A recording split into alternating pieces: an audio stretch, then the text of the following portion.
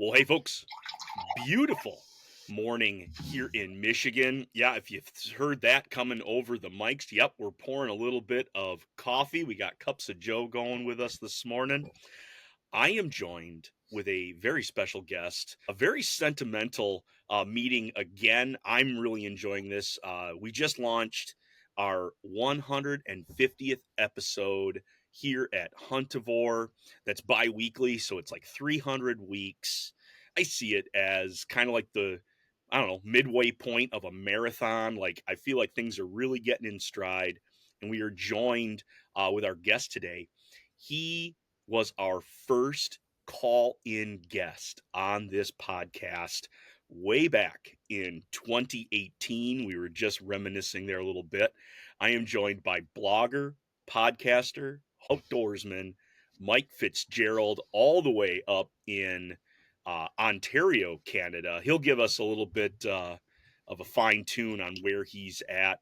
Mike, where did you find yourself settling up there in the cold north? Well, so I'm on the Bay of Quinte, which is a world-renowned walleye destination. So I can tell you the ice fishing out here is incredible. Top-notch ice fishing. Interestingly enough, next year we're packing up and moving again to the East Coast, to Nova Scotia, to hopefully get an even bigger homestead. So lots of moving. Yeah, that's where I am right now. Yeah, I mean, if I if I had a thought in retrospect, how like what I wanted for land, we probably would have made the East Coast trip a lot sooner. You can get a lot more land for a lot less money out there. Uh, yeah, the last 6 years in working with what we've got has been an eye-opening experience for what we want to have moving forward. My goodness. As much as you're placing roots down to definitely set up your homestead, there's a time where, hey, the grass really is greener in a certain part. So you're heading out to Nova Scotia. Oh my Yeah. goodness. Getting more land. I'm sure the waterfall potential like jumps up huge heading way out there. What Yeah, what are some you're of your you're aspirations? Well, in regards to the waterfall, yeah, you're flirting with hurricane country out there as well. So that's something we have to take into consideration. Where we are right now, we can't raise enough meat birds to sustain ourselves throughout the year, which is fine because, like the duck hunting and turkey hunting out here is fantastic. So you do your best with that. But I'd really like to just not have to buy chicken meat or turkey meat or rabbit meat at all from the grocery stores anymore. I'd like to be able to completely sustain ourselves with what we're able to raise on our homestead, and we can't do it with our setup right now. There's just not enough. We just don't own enough property to do it. Gotcha. Well, hey, Mike, I brought you on, and I know we got our little side tangent there with the waterfowl, and I know we're going to circle back to that at some point. But if you have followed along with Mike on his Instagram channel, Omnivore Culture, same thing with his podcast, Omnivore Culture Podcast. It's all full diving into really becoming a self-sustaining omnivore. Not only is it incorporating a garden, but you're jumping into trying to be as sustainable as possible with your proteins. And here he's going through that transition of shoot, we got started, we got established, but man, now we need more of this. If we're going to keep this lifestyle up, we have to increase that. What I also enjoy about your page too is that you're a big fan of the panfish, bluegills, pumpkin seeds, you name it. The panfish are coming in. They are near and dear to my heart. And as summer has really kind of hit its peak, fish fries has really like encapsulated all of my thoughts. I know the boys they had a chance to go camping. Excuse me, glamping. We brought a trailer. We brought way too much stuff. Like that's what I think glamping is it's a flex. How much can you bring to the campsite? How much stuff can you bring and show off and then pack it all up after it's broken and wet, and then you can take it home. That's what we did this past weekend. The getting into the backcountry it's so good. I love it. It really again, drinking a cup of coffee just in the middle of nowhere where I had to hike it in on my back. I really enjoy that. And then my wife on the other side is like no, we don't have to do that. We can bring a tiny home wherever we go. We will pay someone with land to rent, within the stakes. We'll plug into their power and we'll just we'll be outside 90-degree heat and we will make the inside of that trailer 65. It it does not matter how much power we consume. So that was our weekend, but we did do some catch and release at the little spring-fed pond that was nearby. But it really did get me jazzed up for fish fry. Fish fry up in the north. As you guys are going on to this, if you're feeding a lot of people, how does the idea of a fish fry start for you guys? Is it going to be one of those like a month in advance you realize we got to set up like 3 or 4 trips just to have enough fish? Or are you just in the land of plenty where one morning and afternoon will suffice for a group outing or a group dinner at the end of the day? I like to tackle my fish fries about 6 months out. And as I was mentioning, on the body of water that I live on right now, it's also a tremendous jumbo perch fishery, with very very liberal um, uh, limits on a sporting license. You can keep 50 jumbo perch a day. Some of them will be up towards of Holy 15 smokes. inches and a pound and a half. We're lucky because our jumbo perch out here know exactly what to do with a goby, and they get really big by doing so. So I might spend 3 or 4 days and put a mess of jumbo perch in the freezer specifically for those get-togethers where I'm feeding 8, 9, 10 people, who have been, you know, crushing Bud Lights or something all day in the heat of July or something, and they're starving. Um, and then, yeah, whatever doesn't get used for that almost certainly ends up as fish tacos throughout the year. But that's really all the perch fishing I do throughout the year is only January and February. I don't really mess with them the rest of the year because the fishing in the winter is just that good. Gotcha. I'm super jealous. We've jumped into ice fishing, and the past 2 years have been just shit. We get no ice. The one year I decided to pick it up, the boys loved it, and we were out there shoot probably 3 or 4 weekends. I ended up catching on a tip up, and mind you, it's a tip up that I set up, I strung, I put the leader on, I tied the knot on, I got the bait, Yeah. and I got myself a keeper of a pike. And I was just really stoked about that. It wasn't on some buddy's tip up, it Hmm. really was like I chose the spot, put it in, felt really accomplished as that ice fisherman. The boys ran the jigs for me, and we're working without a Vexlar. We're working without electronics. Kind of like we were talking a little bit earlier, it's more or less like we know that the technology is out there. We know that it's effective. It's just the price range we have can't like Yeah, suffice getting, a $300, $400 unit just for jigging at this particular point in time. So it's like it's on the I wish feel that. list. Yeah, but at the same time, the boys have so much fun jigging. Their spot, their hole. My middle boy is dynamo when it comes to running the skimmer. He has lost 3 of them, mind you, but he will make sure each hole doesn't have a snowflake in it. Those are super clean, keeps him engaged. Uh, but yeah, we're a little slow with the ice fishing thing. But to hear about jumbo perch smoking gobies in January, that's so exciting. And you're far enough north that that's pretty much year after year you can expect ice over those holes, correct? This past winter was not the case. I only made it out twice, and the most ice I could find safe to walk on was maybe 5 inches. So after that, once it's thinner than that, I don't really mess around with it. You're spudding your whole way out. Uh, I can't remember the last winter that we had such unsafe ice consistently from one end of the winter to the other. Um, it might have been over 10 years ago. So this year the the perch fillets are a little thin in the freezer, but I've been making that up with bluegill up north, going up to some of the Canadian Shield lakes, and the fishing's been really good up there. But it's just when you've got such a great fishery right in your backyard, you want to be able to fish it when it's at its prime, and I wasn't able to when it was at its prime there because there was no ice. It was open water. Yeah, I'm hoping this winter's not like that. That's preferable. Yep. So like if even in those cold temps, like you don't have ice on there, are you venturing out even like with a kayak? Or are you going out with even just a little bass boat?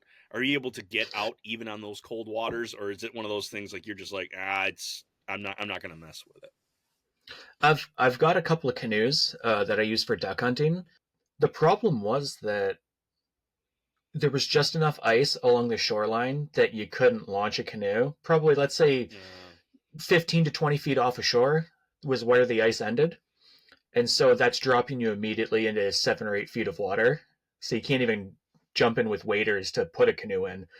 And then it was just windy every day. Like you would have been blown around in a canoe so badly that, yeah, there were some days where if I had been out in the canoe, it probably would have taken me right out to the St. Lawrence and out into the Atlantic. It was blowing so hard. But yeah, normally it's not like that. But this winter wasn't like most winters we have. So if I, yeah, it made me deeply consider a boat, deeply dropping the dough to get a boat. Yeah. yeah, I've got enough buddies with small bass boats that's usually my route is like you just kind of hide you just hijack onto their boat, or if they're not using it for a weekend, usually they're more than welcome to let me use it, as long as there's some sort of payment back, be it the fish fry, Yeah. be it the whatever else I got that they need during the season. We'll trade that back and forth. In fact, actually, so we're planning. We haven't even picked a weekend yet, but we're planning a fish fry. I actually do have a neighbor who is inundated with a ton of fillets, to the point where I think he was actually concerned about keep laws, because he keeps coming up to me and saying like, "Hey, do the boys need? Are you guys doing a fish fry? You guys need some fish? I know your oldest boy likes fish." Like he was really pushing it. So I don't know if he was trying to get rid of his freezer or if he was trying to stay within inside limits. But at the same time, I was like, I'm not gonna turn down this offer. And so I think he's gonna be a perfect example. So as much as I will do some fishing myself, I'm also going to be jigging my neighbor and seeing if I can't clean his freezer out and just have the work already pre-done. Just have it already filleted out and in ice bags. Yeah, that sounds like a guy that's trying to move inventory. But great guy, and yeah, he was definitely like, hey, whenever you need something, just let me know. I'll be glad to donate to the cause. So you got perch up there, pumpkin seeds. I've also learned that here in the Thornapple, near the watershed that I live in, there are some backwater holes that hold gar. Now I have not laid eyes on a garfish in the Thornapple. I have now heard stories from two or three individuals, and I wouldn't say that they're storytellers. I wouldn't say that they would embellish on what they got. Maybe a little bit in size, but I definitely know they wouldn't change species just to add to the story. But at the same time, like there's another predatory fish out there other than the pike, that's in our waters, that has me like really excited. Like I like the long snout of these gars. Like they're a very interesting looking fish. I'm very curious about them.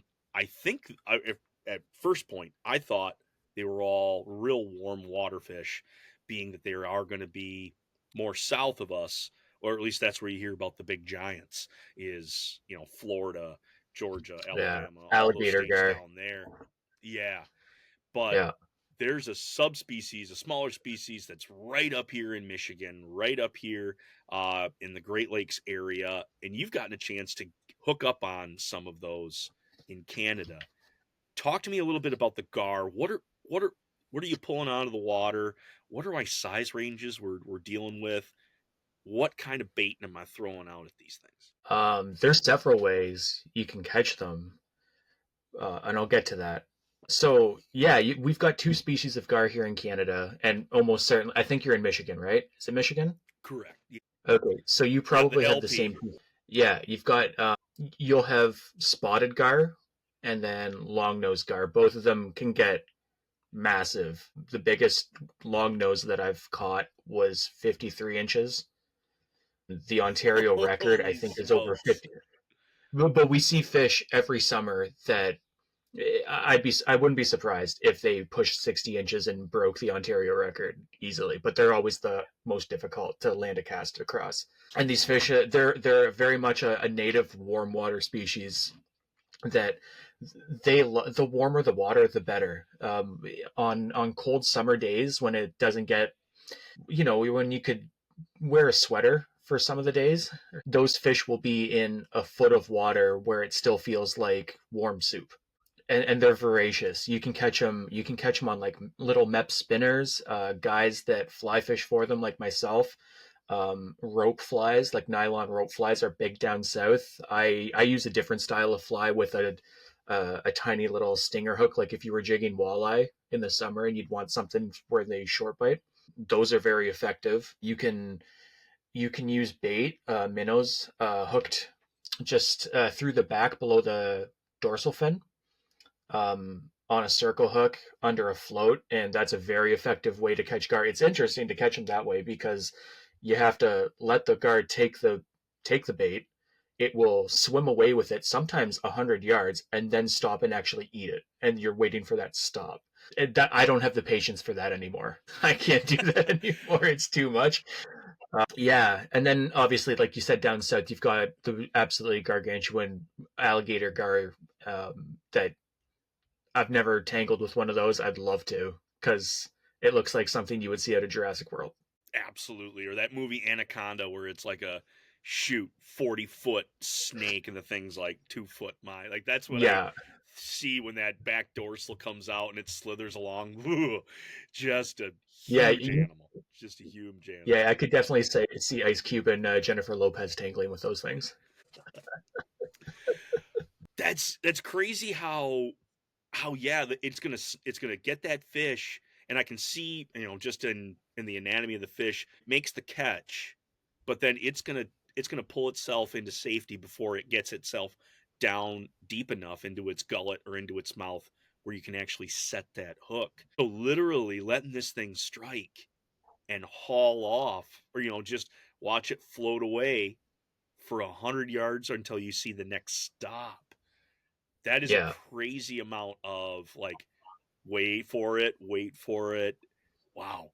So, and you're saying like yeah. out of the three methods, be it fly, be it spinner, and be it float, third is you're going to run the float with the minnow. Me personally, I Yeah. would go fly. Fly fishing for sure is the way I would go because there's like using a fly. They smack them in a way that it's instantaneous. You see that needle face come up and smack the fly, and it's you set the hook, and those things blow out of the water quicker than you've ever seen any fish come out of the water. Maybe a steelhead. A steelhead are very quick to get out of the water when you hook them, Yeah. but gar are probably next in line. Yeah, you have a 50-inch fish that blows up 10 feet in front of you. It's a come to Jesus moment. It's like, whoa. And I imagine with the amount of reeling you have to do now with that fly line, you're trying to pull that thing up, like trying to Oh these yeah. muscular fish, lots of Yep. teeth. Are you Yep. running what kind of leader are you running on your fly rod?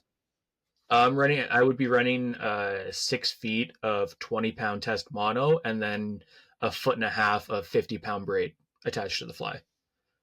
It's Gotcha. not No pretty. steel. It's not pretty. Yeah. No, no, it's not pretty, I but am it works. I am all about the Frankenstein setup, especially when it comes to fly fishermen. My boss, my principal at the school, he's the quintessential fly fisherman. Catch, kiss, and release is his motto. He only wants to do top water. There's many sections of river here in Michigan that are fly only, just for the sport of it. I get labeled by him as a worm dunker, and I'm proud of it. I'm going to say, you know what, whatever it takes for me to get to the fish, I'm on it. I did get a chance to dabble into some. Well, it's not long lining, but anyway, it's like center lining. That's what we do. Oh, It's a like center center pin. pinning. There we go. Yeah, I can't yeah. even think of it, but I had a chance to do some center pinning, and I'm like, "Is that a step closer?" And he's like, "It's a little step closer. You're getting there." But that's long line, lots of lead sinkers on there, getting the jig down to the bottom. But now hearing about a fly setup where you have three different filaments, like stronger as you go on down, just to be able to handle the fish. I love that Frankenstein setup. But you haven't gone with any steel leader at the end uh, to save on teeth. You're just going with that 50-pound monofilament. Yeah. Really, the rig that I've got is 20 pound mono, 6 feet of it, Oh, 20, excuse me. and then 50 pound braided line, about a foot and a half. Their teeth are sharp, but they're not like pike sharp where they're supposed to like lacerate. The teeth are more for just pinning and holding. So Oh, that braid will last me an entire day. It's very seldom that I actually lose a fly um, to a fish, unless, and in some cases, if when it does happen, it's because my knot failed, and oh, okay. I'll admit that sometimes I get a little ambitious and a little too excited, and don't take the necessary precautions with my knot tying. So we get a fish, you've hooked up on it, pull it in. It's a keeper. It's a big lunker. Or you know what? Let's play the analogy. It's an eater. Is gar going to be in one of those where is it fall in the category of like a pike where people will poo poo or stick their nose up at pike because it takes the extra effort to bone it out to get the a sizable amount of meat, or is it one of those like it's an unsung hero that really has an enjoyable flesh? No, they are not an unsung hero. They're, in my opinion, terrible. Oh boy. I've eaten two. I love fish. I absolutely love eating fish. Gar, you have to kind of think about the fish in itself. This fish has not evolved since when like dinosaurs were roaming the earth. It's done very little in the way of evolving. So If it ain't broke, don't fix it. yeah, right, like, yeah, crocodiles. I'm looking at you. Um, yeah, so they are quite literally armor plated. You can't use a knife to cut through the scales. You have to use tin snips to even get through them. Holy Um, smokes. yeah, so it is an ordeal, an ordeal just to clean one gar. And even at that point, because they're such a warm water fish, the ones I've eaten have been almost like almost like trying to eat an Indian rubber ball. It's just the flesh is so dense, and yeah, I just I don't know how guys down south do it. I've watched all the videos I can to see how they do it, and it just doesn't look. It's if you want to, it'd be so much easier just to go and pound some smallies and fry them up, and just Right. don't waste time trying to eat a gar, because it's you have to plan a day just to clean that fish, and Lord help you if it's a big gar. The small one, you know how like with if you've ever talked to anybody that's fished for burbot, the small ones have very little meat on them, and then the big ones are like just an ordeal unto themselves to clean. So gar are very much the same way. If somebody was like, "Hey, we should do a gar fry," I'm probably going to Wendy's instead. No, Whoa. yeah. Well, good to know because I was going to try to tie that in somehow with the fish fry, but our fry is going to be gar free. But at the same time, chasing after these fish, I think would be something fun. Just pulling out a dinosaur, and I love the idea of being able to put a minnow on a circle hook, getting it on a float, and then just watching that thing take off to its den, where then it's gonna try to consume it, and then you yank that out of the water. That just seems like a great time to be had. Yeah, and they're not shy about it either. If you get onto fish where you can see them, they'll let you watch them do it the whole way through. Take the bait, run away with it, stop and swallow it. It's really neat. Yeah. I mean, when you're the badass in the water, you can kind of do whatever you want, and they flex that. Yeah, I should actually point out they're one of the only fish in North America that has poisonous eggs. Nothing can eat the eggs because they're very, very toxic. So that's why a lot of places where gar are established, there's always a lot of them. Whoa. What a what a survival trait. Poison your eggs, toxify your eggs, and now nobody Yeah, wants to touch you. So on our fish yeah, fry, tell me about it. I'm scratching off gar. That'll be a trip for another time. But anyway, getting back into our fish fry that's going to be happening. We're going to be definitely held up on pumpkin seeds. We're going to be held up on um, bluegill, crappie.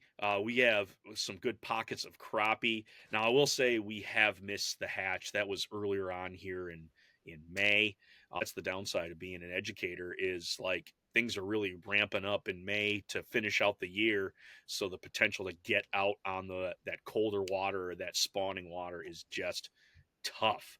But I do know Hmm. that things still smack all summer when it comes to the gills and the pumpkin seeds. So we'll be definitely fleshing them out. We'll be trying to pull as many of them as we can. When you're filleting out a fish, you got your fish fillet ready to go. Oil is heating up. It's not yet to that point. How are you preparing your fillets? Are you going any sort of brine? Are you going dry breading? Are you going wet breading? Or excuse me, yeah, batter. What's your approach? How are you going to end up? What would be your favorite? I guess that's what I want to know. Well, for fish tacos, it's almost always a wet batter with lemon pepper seasoning and fresh dill chopped into it. Let it mix up and sit for a couple of hours at room temperature. While that's while that's going, the fish will be on a plate in the fridge at the back of the fridge to stay nice and cold and very firm. Panfish, panfish fillets, they're the easiest to work with, but they don't handle heat well. Like room temperature, they just don't handle room temperature well for very long. Um, Mm-hmm. so yeah, I like to keep it simple. I don't use much for flavored batters and breadings when I'm in the kitchen. Oddly enough, I use them all the time when I'm actually out doing a shore lunch. I don't. There's no logic behind it. It's just the way my dumb brain works. But and then yeah, flash fry at a very high heat, very very quickly. I don't like my fillets to sit in oil for 15-20 minutes cooking. I want them done preferably in under 5 minutes at a very high heat. Yeah. Yeah, we found as far as timing goes, it's almost like the dumpling when you drop the now breaded fish in, when that sucker Yeah. pops up to float, it's done. Like, well, Yes. it's not quite dark enough. Oh, it will get dark. It's still going to be continuing to cook. It's going to be crispy. Yeah. Pull that puppy out. You're going to be it's a quick. I think it's fun. I think for at least granted there is a lot of hot oil and there's open flame and there's a lot to be concerned about, but I find like when I've got my 9, 10 year old right now, like this is an environment where he's going to run the spider, he's going to run the sifter, and with my help on that. But at the same time, like what a great way to teach a kid like when something is done, just go with it. Like as far as it pop to the top, it's done. Pull that thing out, get it over onto the rack. It keeps things in. It's fast. It keeps kids involved. It doesn't take too long to do a whole mess of fish. I do find though, as the cook, I do a lot of testing out of each batch, and so like when it comes time to serve, shoot, I'm already full. I already had my fill of fish fillets as they've come straight out of the oil. One thing I have found, at least with my bluegills, is again like there's always kids around that we're doing this, and so sometimes attention gets pulled away from the oil, and there's a few pieces that do get stuck in there too long. They get a little overdone. I stole a trick from Chick-fil-A. They marinate their chicken in pickle brine. And in our household, my middle boy loves pickles, and so does my wife. So we've always got a jar of pickles, and we will use that pickle brine on our fillets. Maybe 30 minutes. You don't want to go like super long on it, but 30 minutes in that brine. Let them like just drip dry on a rack. Then go. We do. I like cornmeal. It's just plain simple cornmeal. I like a dry breading, but dust them in that and then go into the oil, and that brine gives just enough taste inside of that fish where it's seasoned well. You get a little bit of that dill kick, but at the same time, I'm not having to overly season the batter. And I think it actually gives a little bit of wiggle room when it comes to going in the oil. I think the fish can stand, like, because it's been brined just a little bit longer. You can really come out with a flavorful, tender fish. It doesn't get overdone too quick. So that's my hot tip. Is I use a pickle brine. I'm gonna be trying that very soon, very very soon, probably within a week. I've got a couple of jars of pickles that are just about empty. Yeah, I can think of no better way to use that brine than doing that. That sounds fantastic. Yeah, because that's the thing is we get some of our fillets are super small. It's the Hmm. kid's fish. He got it. He wants it. He wants to contribute, and it's like, bud, I can see through that fillet. Like it's not really, but he wants to keep it. So, but adding a little bit into, or just giving it that 30 minutes in the pickle brine is going to make even the see-through fillets, the tiny little morsels, at least be worth it to dust them, throw them in.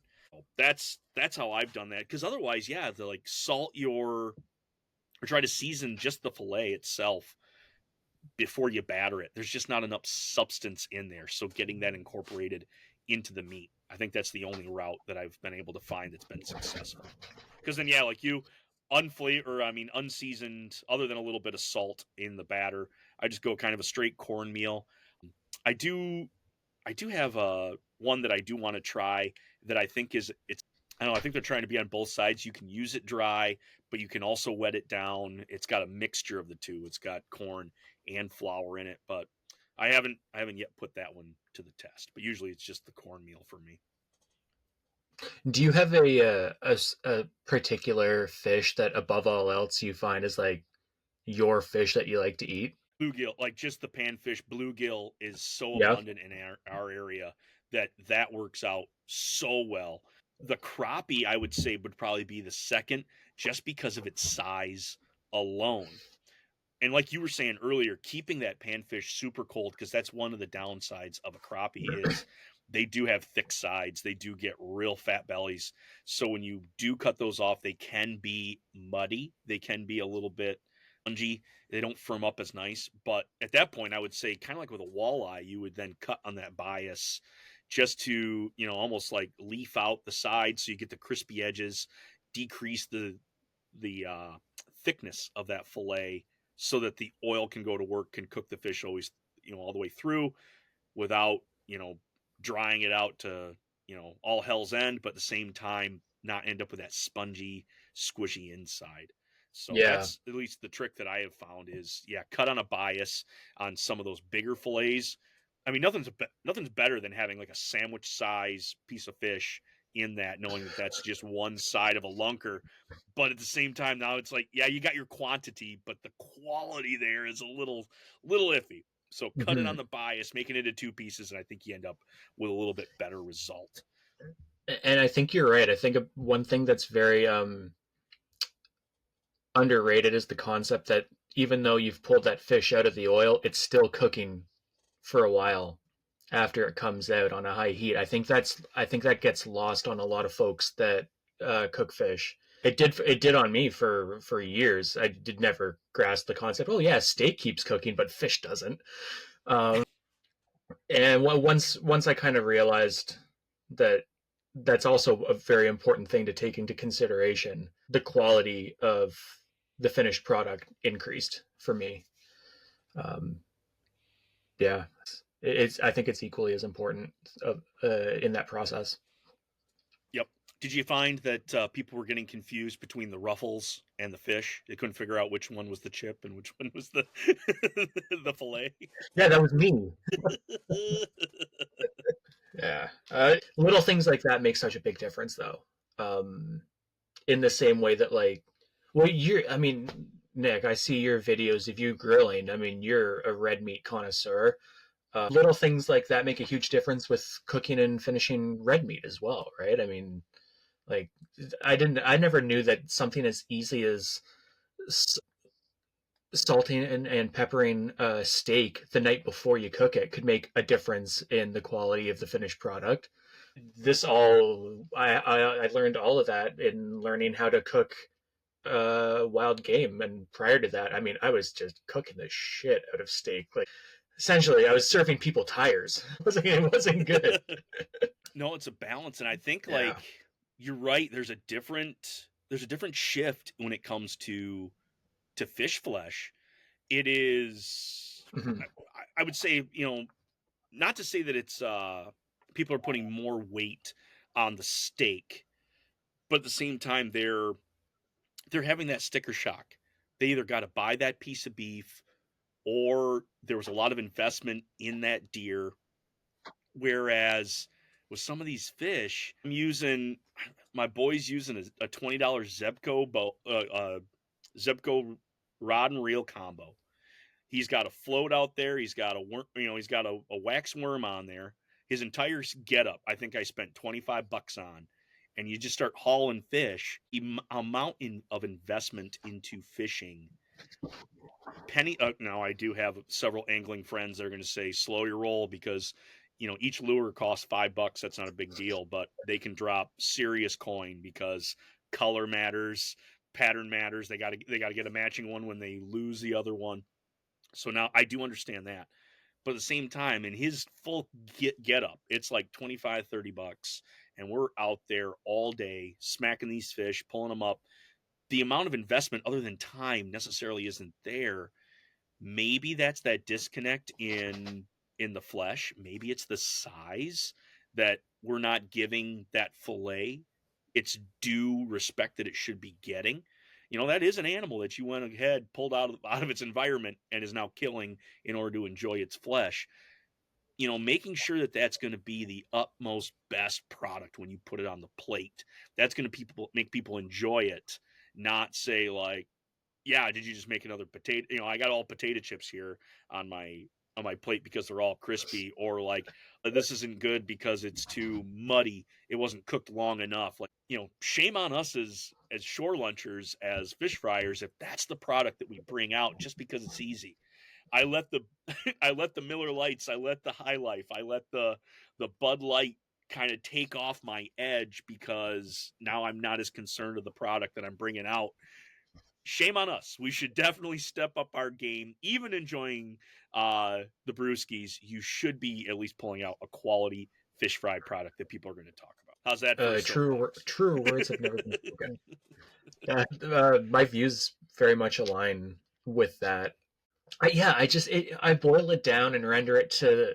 I just don't want to serve mediocre food to anybody that I'm cooking for. So, like, those, if I'm shore lunching or doing fish tacos, you better believe that there's a level of quality control that might might be shocking to, like, it's the same thing like you said. It's like by the time I'm done cooking those batches, I'm already full. But I know everything going out is spot on. And that's if that's the price I have to pay, so be it. I'll suffer, I guess. Yeah. Now, I guess the next major topic we do need to go over too is it's out, it's been salted, it's getting to the temperature where people are coming in. Sauce or no sauce? Are you going straight, or do you have a tartar sauce that you go to? What's your sauce element on these fish? Zero sauce. Zero Zero sauce, zero sauce. straight down the hatch. Yeah, I want that the fish meat to speak for itself every time. I mean, if folks want sauce on theirs, have at her. There's the fridge. Yep. Yeah, I I like the fish meat to if the fillet is done right, it should speak for itself. In the same way that if I'm eating uh like a mallard duck breast or venison roast or something, I'm pretty much putting nothing on that. Like that meat will speak for itself in its own flavor, and that's enough for me. Now, having said that, if it's, let's say, mashed potatoes, that is getting slathered in sauce and gravy and stuff like that. I mercilessly drown my mashed potatoes. But yeah, the, yeah, if it's just, I keep coming back to red meat, but it's the only way I can kind of convey my point is that like a good a good chunk of red meat cooked perfectly, you don't have to do anything with it, and it's the same with fish. Like, if, especially, have you ever had the opportunity to try catfish? I have had catfish, but you're also talking to a Midwesterner. Mayo, sour cream, cream cheese. That's my jam. And as much as I do enjoy the the unfiltered, just straight down the hatch, like I'm all in for that. We gotta make a mayo based tartar sauce. We gotta have the big dill pickle in there. You gotta have the big squeeze of lemon. We've ventured out. Now, I want to say that I think there's an evolution going on here. I think more in Michigan, not so much Wisconsin. I think that's going to throw them over a hook. But we do add some cayenne pepper into that tartar sauce just to pop it a little bit. Like Chipotle is working itself in as a safe thing in here in Michigan. Like that's something we can handle. It's a toned down. It's like a PG-13 version of a jalapeno. Like it's with it the smoke, it takes Mm-hmm. off some of that capsaicin. So we've added just a little bit of that, and that I tell you, I think that really ups things when it comes to the fish fry. But I do agree in something that's cooked correctly. If something is done with conviction, with passion, and done correctly, you're not going to need a sauce. But just like Yeah, you said though, hey, there's the fridge. I did make it up for you. There's your tartar sauce to get your fix. and you know what? I actually have to confess that what I said is very true. But I also realized as I was saying it that when I'm making fish tacos, I also slather them in like Adobe and Chipotle mayo and like uh different, just all kinds of different stuff. So it's half true now that I'm thinking about it. If I'm having like a fish sandwich or a fish taco, that stuff is just swimming in sauces and peppers and chopped tomatoes. Yeah, what I said was half correct and half true. Half correct. It's amazing what a tortilla will do to your elitist mindset. Where yes, I will only enjoy the flesh for what it is, but at the same time, you wrap it up in something. Oh no, dump it on. Yeah, and gone quicker than anything. Just like down the hatch immediately. Yep, I'm ready for another.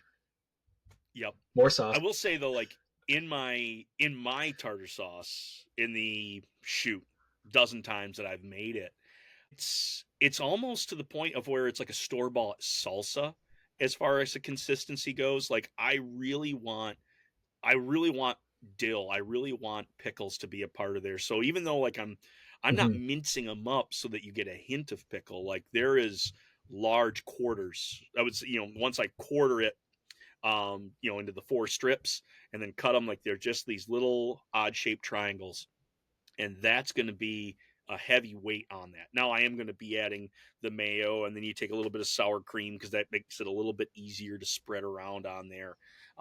Squeezing a bunch of lemon into that, letting the dill take over, letting that lemon take over.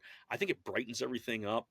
But then yeah, just a little bit of heat because what you're getting too is you're getting in the case of a non-brine fish, you're getting a pretty mellow piece of fish. So having anything to like add a little bit of heat is going to be helpful to that. And at the same time, yeah, you're throwing back light beers left and right. Like you're going to need something to wake up your palate because it's been bland, bland, bland. Let's wake this up with a little Yeah, bit of a spicy sauce, to get out of that rut. this has been pretty good in the spirit of fish fries. But do you ever bake or barbecue fish? Dealing with bluegill and pumpkin seed, they're like some of the most prime species to throw on the grill as well. Have you ever done that? I have not done that. I haven't gone to the grill yet with a panfish. I've done a whole panfish, as in just gutted and Yeah, scaled. head, fins, the whole thing. Use that. I mean, done that. A crispy fin, dude. I tell you what, there's nothing better than chewing on, the back edge of a tail fin on a bluegill. It's great. You're getting that crunchy element, and then you can go back into the belly and pick what you're going for as far as the meat goes. But that was really an experience that I was like, shoot, I think each fry needs, 2 or 3 whole to go in just for that experience. It's a I it's a haven't very done underrated way. fish that's only touched my grill is gonna have to be the big salmonoids. I did get I got a couple. Oh my goodness, steelhead. That's what I got. Now I was going to say rainbows, but at this point they had already. Here in Michigan, we got a lot of steelhead, so I got a couple steelhead. One half got made into fish candy. I really did it up as far as like a jerky with some maple syrup on there, but the other half, yes, got put onto the grill. Skin on. We do that same thing with big flat or sides of well, it's not king salmon. Maybe it's anyway. It's an Aldi salmon. It's out of the store. I know it's gonna hurt a lot of people, but I'm trying to get to the point where I can get a bunch of big salmonoids on the big lake. Babe, the charter that I had to go on, I had to pay my buddy to use his boat. So like that's the expenditure. We got to pay good to eat good. So that's what's going to have to Mhm. happen. But we've done the big sides on the grill. I just use essentially I turn my grill into that oven where I do off direct heat. I'll season the top. Again, a lot of citrus, a lot of dill, a lot of aromatics. Very much how we do it. We'll do it in the cast iron too. We'll sear the bottom and throw that in the oven. I'll just put the whole thing right there on the grill, keeping the skin on. That way I have the integrity of the meat. Like it's not going to fall into the coals at that point. But just doing that indirect, closing the lid, make sure I got good circulation. Just the coal smoke you get from that, or if you add some wood chips in there, it just really adds like another level to big fish that way. I haven't done the Mhm. pans yet on there. That might have to be one where I got to put foil down, or I got to have some sort of grill basket to make sure I don't let them suckers fall. My grates are a little bit Definitely. wider. Yeah, the openings are a little bit wider, so I don't want to lose them precious things down in there. Yeah, But yeah, I think a thing I learned from Hank Shaw too, and this well, I learned this one more or less from uh, his when he was smoking fish.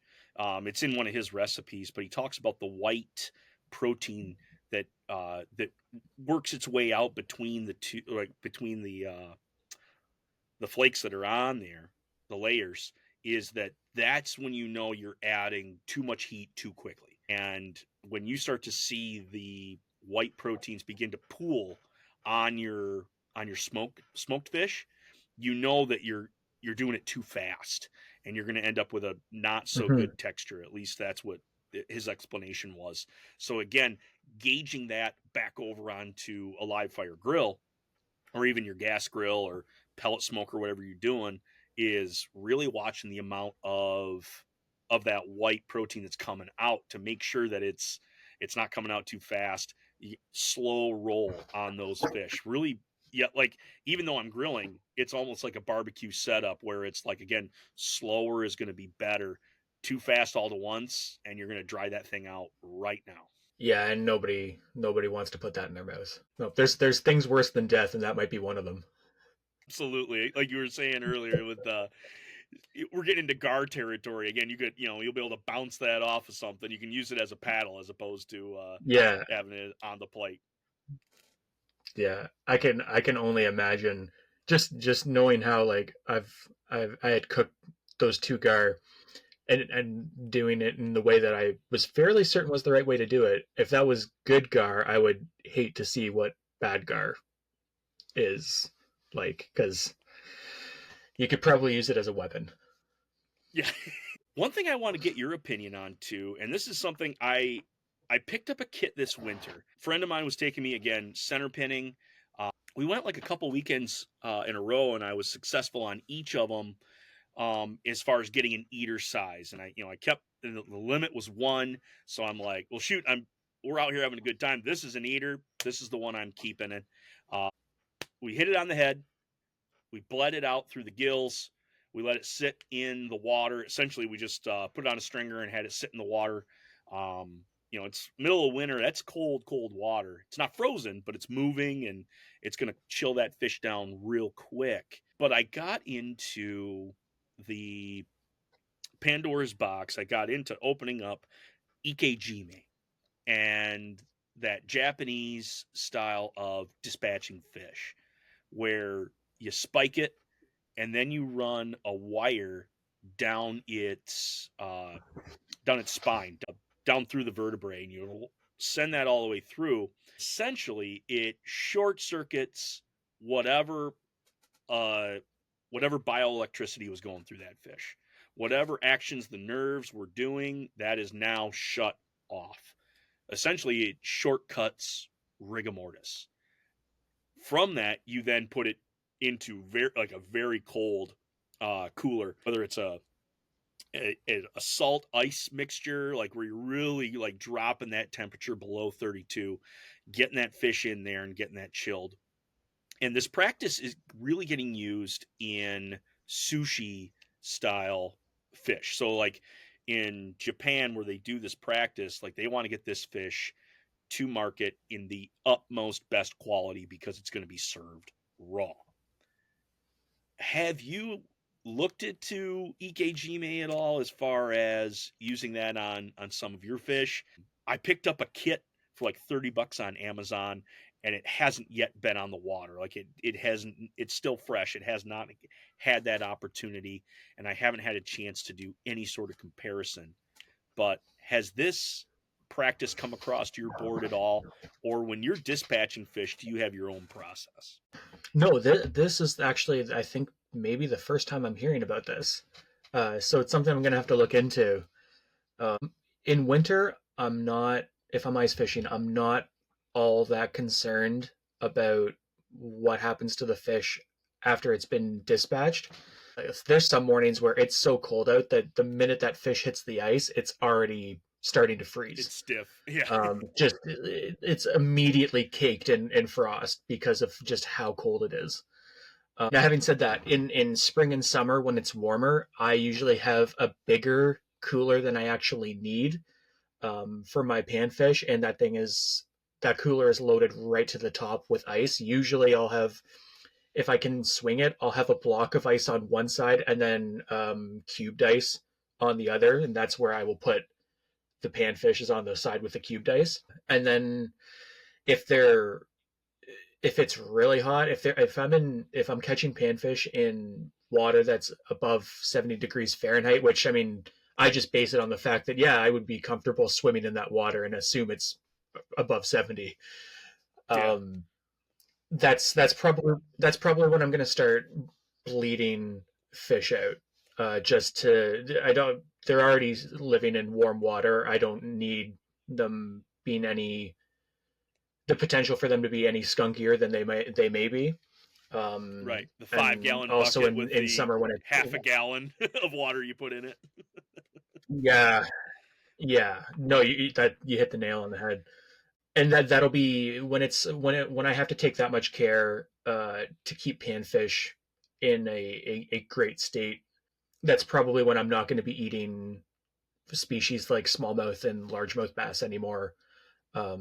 Just because taking care of them in that kind of heat is like taking care of panfish, only more so. Yeah. And then there's still a lot of folks out here that they'll open a fish up, and you know how you get the sometimes you see the white worms in the flesh, especially in warmer water. You might see the Yeah. black dots in the flesh. We still have people out here that will discard all those fish, but I keep them because everything I've read says when you cook them, all those worms cook out of the meat almost immediately, and I've never had any issues with it. Yeah. But otherwise, My yeah, son caught Yeah, my son caught a small little catfish when we were vacationing. He had some still water that was there and pulled a catfish out, and he wanted to eat it. He was like, "I'm in on this fish. Sweet, let's do it up." And I opened that thing up, and it looked like a rice breast off a duck, where it's got those little capsules all throughout the flesh. It again, I'm in northern Michigan. First time I've opened up this species, and the first time I've seen this in a flesh, it did take me a step back. So yeah, I was like, I'm sorry, bud, we got to discard this. I don't want to feed this Sure. to you. I didn't know what I didn't know.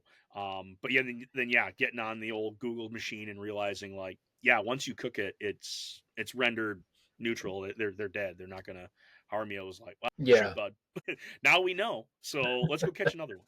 Yeah, our small catfish out here, bullheads. No matter what time of the year we catch them, they're always full of them.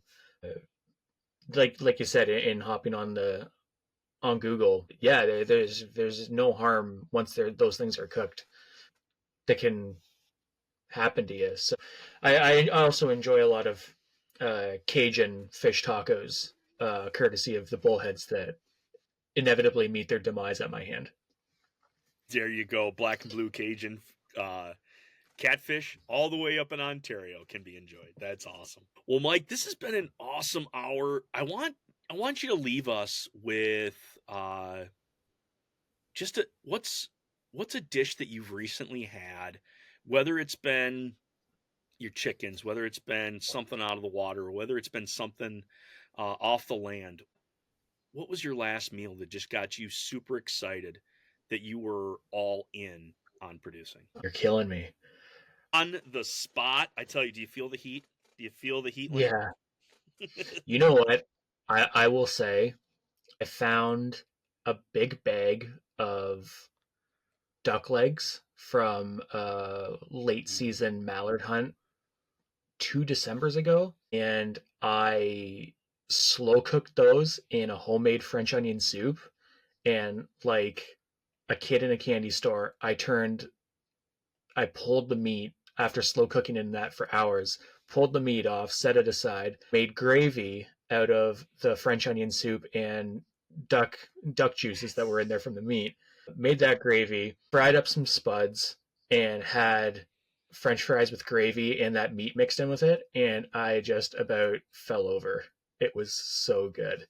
A little bit of shredded cheese on top, maybe some hot sauce, and it was fantastic. I felt awful for taking something so beautiful and doing it with that, turning into that. But man, I don't think I had to eat for 2 days after that. Awesome. I showed my cards as a Midwesterner saying that I'm going to need tartar sauce, and you showed your Canadian hand by saying poutine was one of the meals that you're still so excited about. Yes, I love it. Duck leg poutine with a little French onion. Yeah, with a little French onion added to that. That's awesome. I did my best to stay away from using the word poutine just so my Canadian wouldn't show. Well, hey, it's a dish we admire down here in the States. Yes, hats off to that. Mike, this has been fun. Where can my listeners now tag along with you? Where can we find you online? Where can we connect with you on the socials?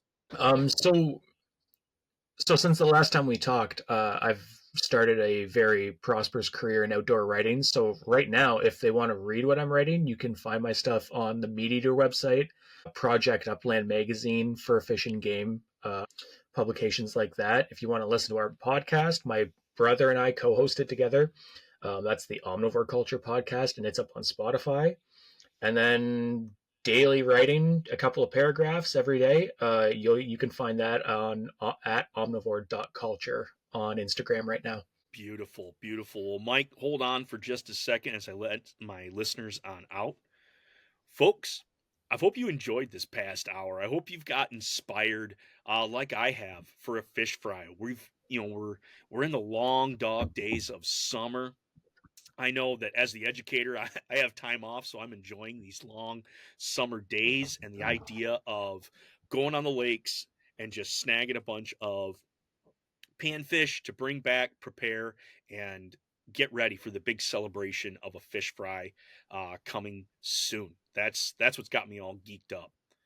But whether that fish is going to come out of the lake, it better get into a cooler. It better get into some ice. We want to keep those things really, really fresh. So whether you're going to keep them whole and skin them out, or are you going to end up filleting them on both sides. Make sure that the knife you are using is very sharp.